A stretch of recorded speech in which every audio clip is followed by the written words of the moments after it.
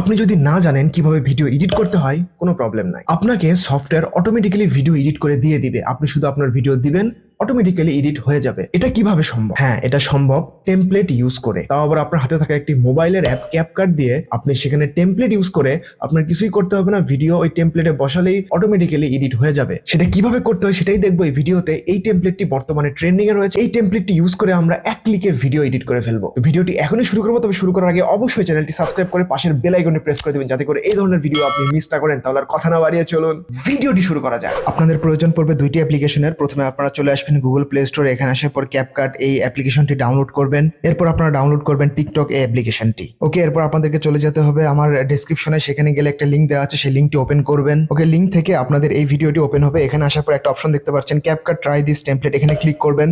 এখানে আসার পর ইউজ টেমপ্লেট ইন ক্যাপকাট এই অপশনটিতে ক্লিক করবেন। এরপর এখান থেকে সিলেক্ট করতে হবে ইউজ টেমপ্লেট। এখানে নিচে তিনটা অপশন দেখতে পাচ্ছেন 1 2 3। এখানে আপনাদেরকে তিনটা ফটো এখানে সিলেক্ট করতে হবে। ওকে, আমাদের ফটো সিলেক্ট করা হয়ে গেছে। এখান থেকে আমরা ক্লিক করব নেক্সটে। এখানে যদি এখন আমরা ভিডিওটিকে প্লে করে দেখি,